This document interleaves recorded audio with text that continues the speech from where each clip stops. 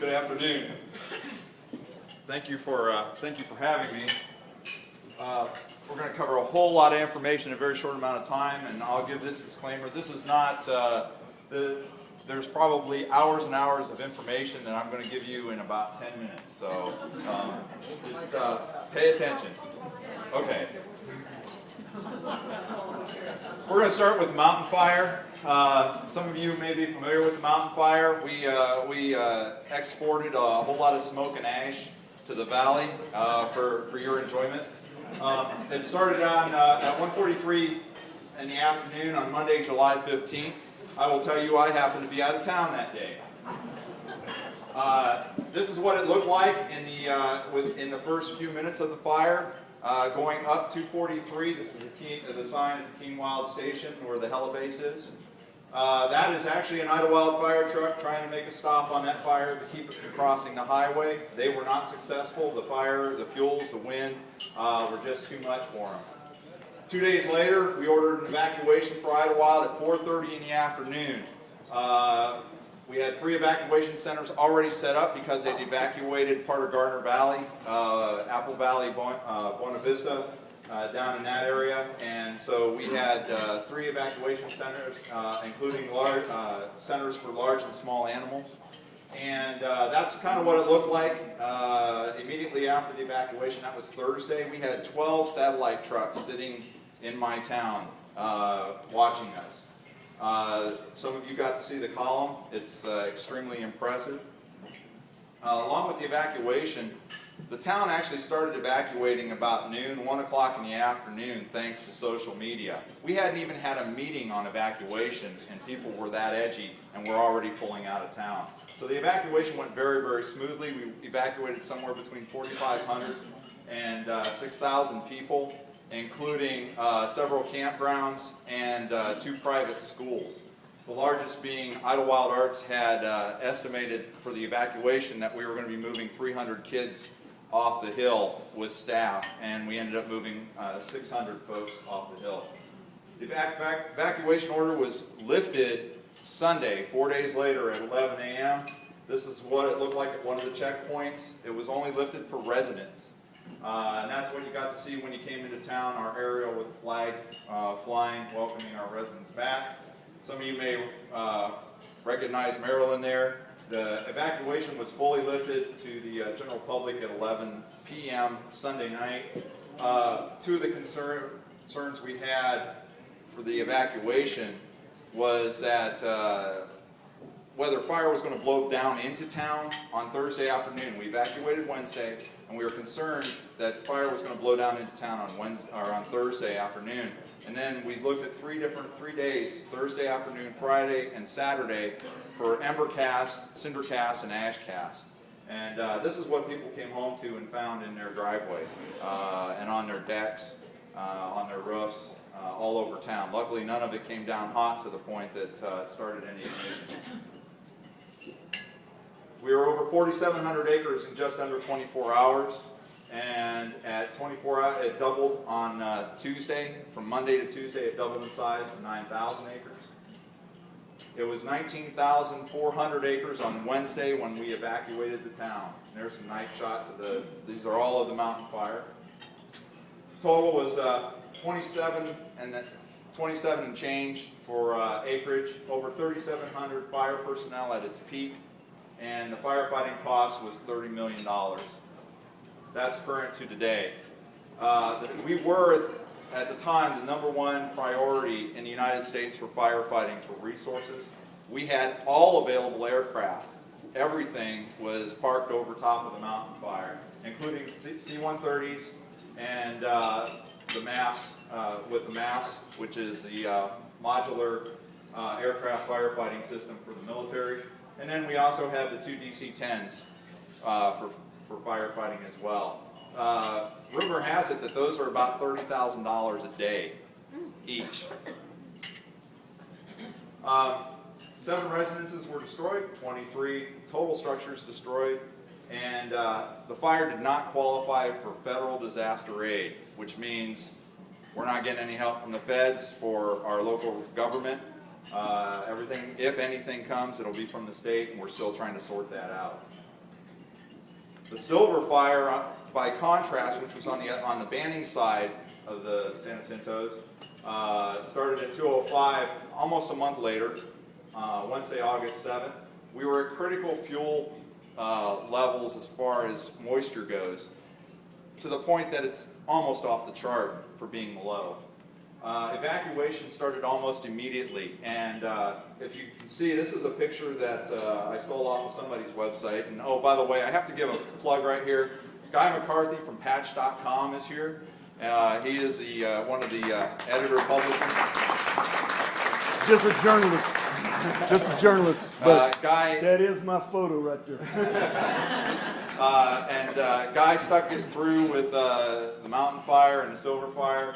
If you're not familiar with Patch.com, they actually have a website for the Palm Springs, Palm Desert area, as well as the Banning Beaumont area. I'd encourage you to check them out. But these are actual fires from this, shots from the silver fire. You can see we lost some residences, and people actually received no warning to get out. Their backyard was on fire, and they were fleeing. So it was very, very different than what the mountain fire was, which was a more controlled evacuation. Silver fire, we had limited re-entry on Saturday the 10th, so 4 days later, and the evacuation was fully lifted on Monday the 12th. Here's some night shots that you may have seen. A lot of people stopped on the side of the freeway to get pictures. At its peak, there were 2,100 firefighters, estimating cost of $10 million and 20,000 and change for the total acreage. 26 residences destroyed, 48 total structures, 8 structures damaged, and this fire did qualify for federal assistance. Now, the disclaimer for this is that I am not here to teach you about disaster preparedness in my few minutes that I have up here. But it is meant to get you thinking about disaster preparedness. And the best way for you to be prepared is for you yourself to be prepared to be able to help anyone else and your organizations. So I'm going to address this more towards yourselves and your organizations, but I certainly can talk to your organizations if you have specific questions. Disaster preparedness is not if, it is when. And you're in California, folks, so you better know it's when. Time to evacuate. When it's time, why you're leaving determines what you're going to take, and how long are you going to be gone, where you might go, and how to leave your house or business. Why are you leaving? Are you leaving because of a fire, an earthquake, a flood? Why are you leaving? That's going to determine what you need to take with you. Do you go or do you stay? All right? If the evacuation order goes, I'm going to tell you, you better go. Because are you firefighter tough? And if you say no, then get out of our way, please. That's meant politely and rudely at the same time. We had folks after the mountain fire that stayed that had no business staying, and we're going to be a problem for us if we have to evacuate. When the mountain fire started, the second day, they evacuated Apple Valley. And when they evacuated Apple Valley, there was a person down in there that said, I'm not going to evacuate. I'm going to stay and fight for my house. Okay? Now, I don't know if you saw, I think there's a picture in there of the fire. It's in the silver fire that shows a guy with a garden hose in a fully involved house. Doesn't work. You're putting yourself at risk. You're putting us at risk. What happened to that person was she stayed. Then she called 911, said, my house is surrounded by fire. Help me, help me, help me. They had to pull resources off the fire to go rescue this woman and evacuate her from her house. So it pulls resources away from our mission in trying to stop the fire at the time, or whatever it is we happen to be working on. If you get the evacuation order, you need to go. Are you ready to go? Are you ready to go now? If we tell you to pick up and leave right now, are you ready to go? Do you have a plan? Do you know where you're going to go? What you're going to do? You need to have a plan for your work, your home, and your business. That includes your associations. Where are you going to go? Are you going to go to an evacuation center? Are you going to go to someone's house? Are you going to go stay in a hotel someplace? Are you going to make a trip of it? All of those things happened on the mountain fire. What's interesting is we had people evacuate to Pine Cove in the mountain fire only to have to voluntarily evacuate during the mountain fire to someplace else. And your contacts and your information. Make sure you have your contact information. Who's going to keep track of you, and who are you going to check in with when you're not there? Pack a go bag. Include medications, medical supplies, and equipment. These are things that people commonly forget. Do you have special needs? Do you have children with special needs? Do you have parents with special needs? Clothes packed for the season, because it gets cold at night down here, right? It gets cold on the mountain, I can tell you that. Pack a go bag for your pets. This is often forgotten. We have to scramble to get their food, their water. Do they have medications? And I will tell you, you should have an extra month's worth of medications to go, and you're going to have to pay for that. Your insurance will not pay for an extra month just to sit on the shelf. And the half tank rule. How many of you are familiar with the half tank rule or know what I'm talking about? Oh, a few of you do. American Red Cross says don't let your tank get down below a half a tank. And that's the point for, this is fuel for your car. Keep it above half a tank. If you have to go, and go now, because you're not going to have time to fuel up. The other thing is that if you lose power in your neighborhood, how many of you know this? There's less than 24 hours of fuel in any one gas station down here in the valley. Okay? Less than 24 hours of fuel. That's it. I've lived through this. I lived on the Olympic Peninsula. We lost power for 7 days and due to a snowstorm and then flooding. And we had no fuel after 24 hours in town. That was it. What else to take and why? Well, computer hard drives. Hopefully all of you are tech savvy enough that you've scanned in all your important documents and things like that. It says important papers. I'm going to tell you to scan them in rather than take them. This includes your passport, your insurance papers, your driver's license, your social security card, all those things you may need to get replaced if you lose them. And consider storing them in the cloud. Cherished and irreplaceable items. I had an interesting conversation with somebody after the mountain fire that said they didn't even take their photos. They could be replaced. Their photos were scanned into their computers. The only thing they took was their computer hard drive. Everything else could be replaced. I would tell you, consider this.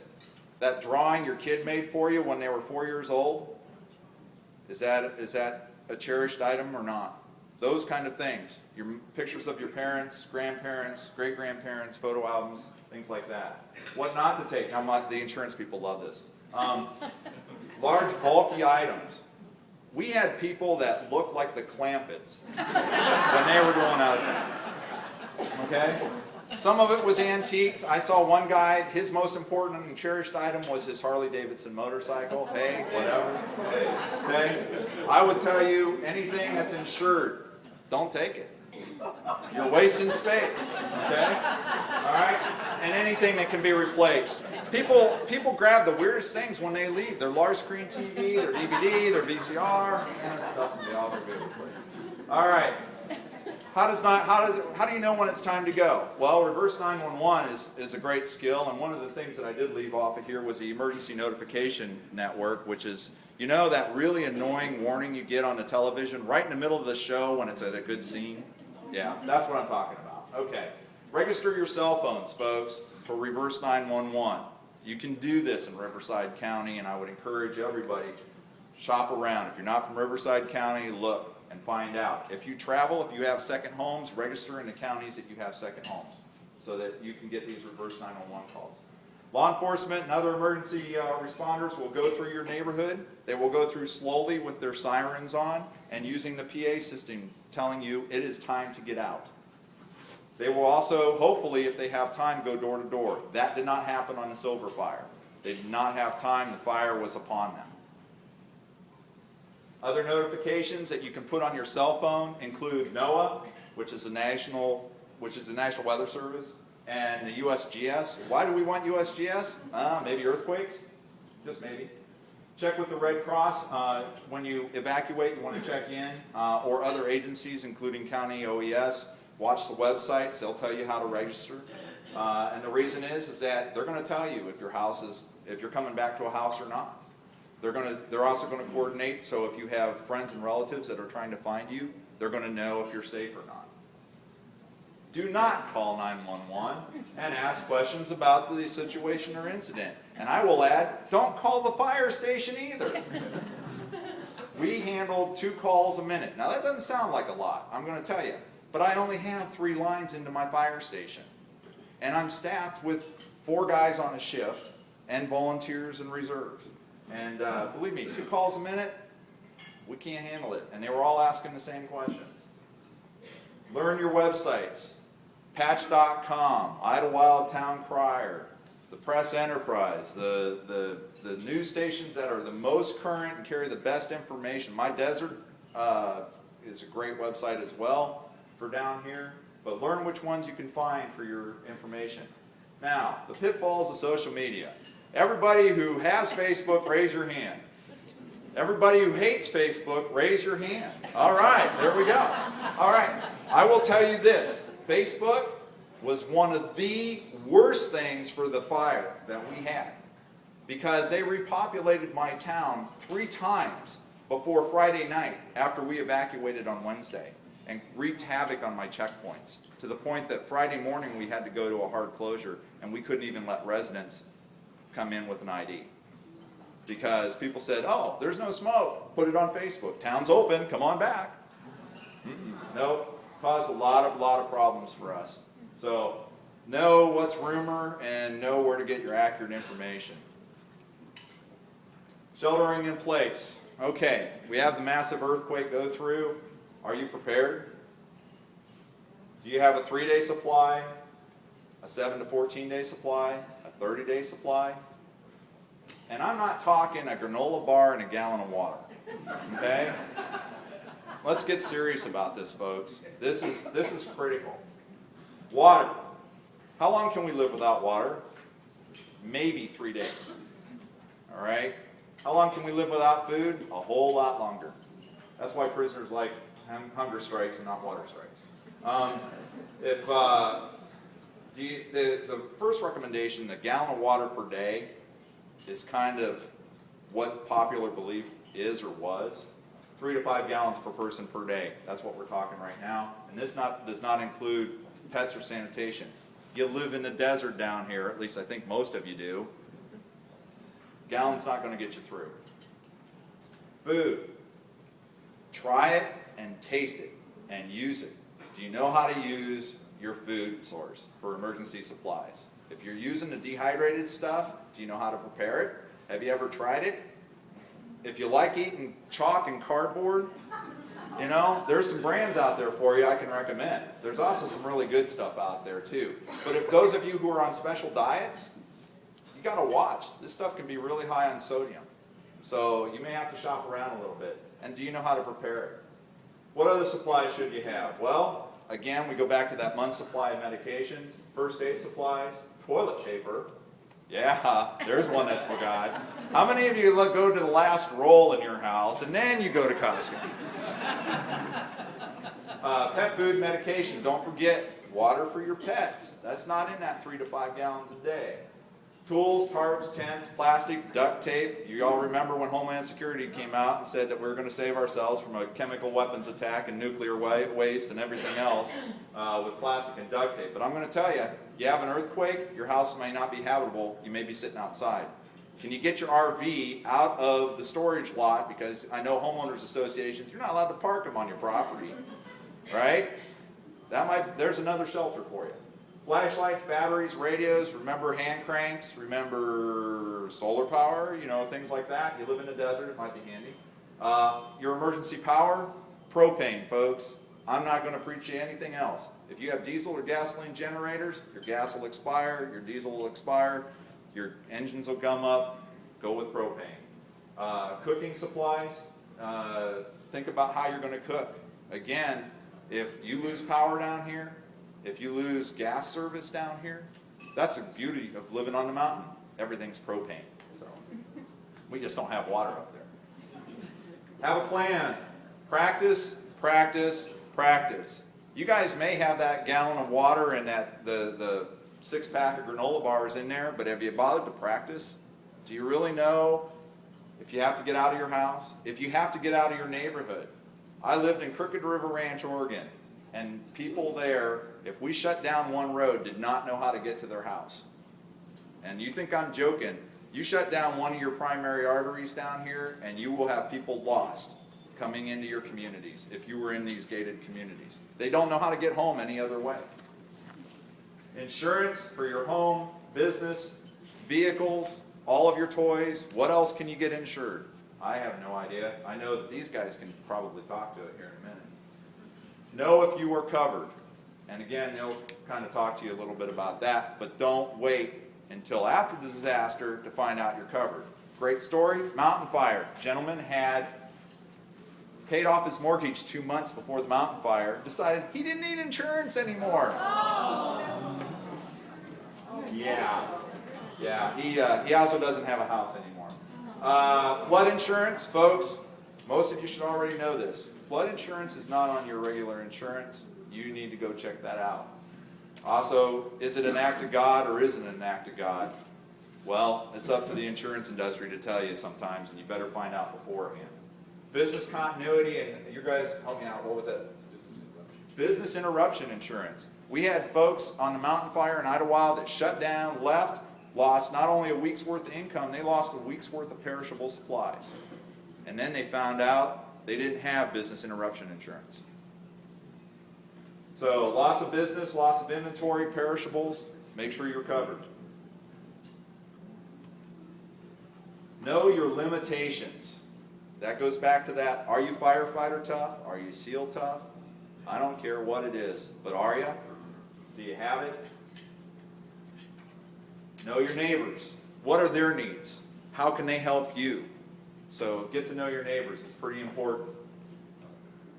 And know your resources. Associations, know your resources. Know what you got parked back there in the maintenance shed. Know where your operators are, who knows how to work it, what to do in case of an emergency, all of that. Know your resources. Know your resources within the town, within the county, who your points of contact are that are going to help you out. Get trained, get involved, and step up and volunteer. We have CERT, the Civilian Emergency Response Team. How many of you are CERT team members? A couple of you, okay? This is a great organization and a great way to get prepared for disaster response. Red Cross is another excellent organization. These, got to remember, these organizations, they will train you for survival. And they practice. Heart Association for your CPR training, other disaster and survival training. If you live down here in the desert, there's a couple of individuals that teach private schools down here. And then NIMS training. How many of you know what NIMS is? Oh, lots of blank stares. Okay, NIMS is a National Incident Management System. If you are a homeowners association and you have not had your NIMS training, you are going to have a tough time interfacing with the Office of Emergency Services. Okay? Tough time. Get on, learn what NIMS is. You need to have at least minimum NIMS 100, 200, and 700. If you are higher up in the organization where you're management, you better find a 300 and a 400 class, and you need to take your 800 class. You can get with me afterwards. I'm happy to point you there. It's not if, it's when in Southern California. Now, I didn't have a big enough slide for everything, so I just stuck the summary up there. Earthquake, tsunami, wildland fire, flood, mudslide, winter weather, volcano, power loss of electricity. Ooh, there's one. You're in a fragile power grid down here in Southern California. We all know what brownouts are, but the reality of it is that we could lose power for minimum 3 days. Anywhere in Southern California, minimum. Are you ready? Here's a list of websites for you, just short list. And I would tell you to Google survival, emergency water, emergency food. You know who one of the best resources is for water and food? Costco.com. They sell it. They're great. Thank you very much.